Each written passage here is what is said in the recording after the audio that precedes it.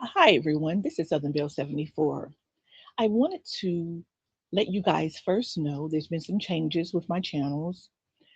I have my main channel, which is Southern Belle 74, but now I have a backup channel, Let's Talk About It, with Southern Belle 74.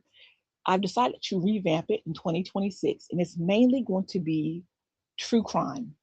It's going to be dedicated to nothing but true crime.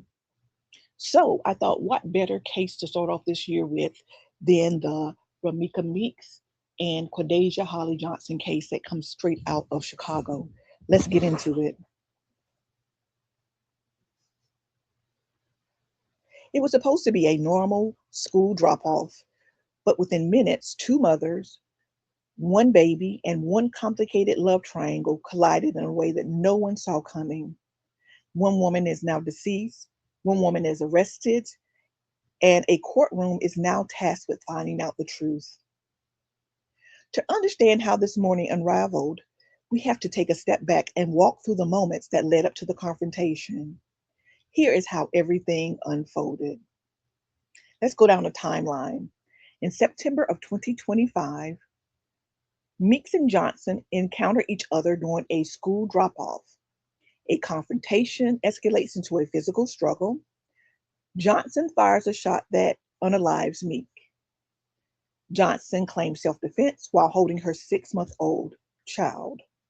Carlos Smith comes into play. He is the father of both of these individuals. They have a child with him. So he is the quote unquote baby daddy.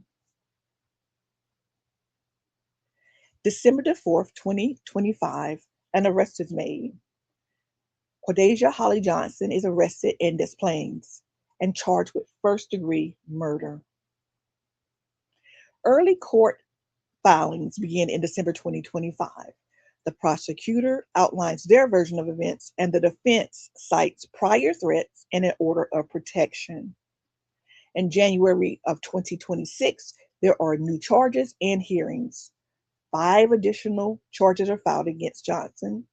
The defense requests home confinement, which it gets denied, and Carlos Smith testifies, challenging parts of the prosecution's narrative.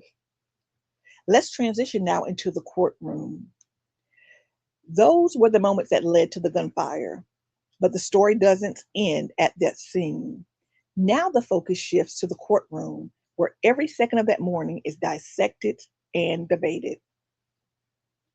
Prosecution versus the defense. The prosecution's argument is that Johnson had opportunities to walk away.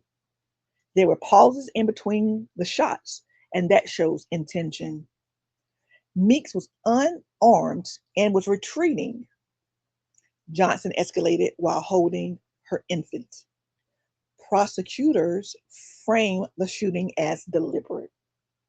Now let's look at the defense's argument. Johnson had a valid gun license and no criminal history. Prior threats and an order of protection existed. Meeks initiated the physical confrontation. Johnson acted to protect herself and her 6 month old child.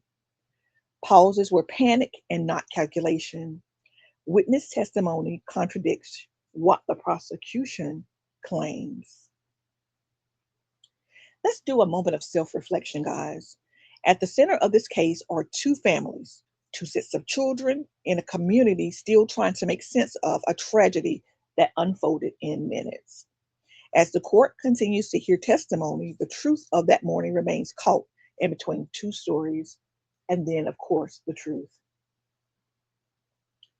Thank you for listening today, guys.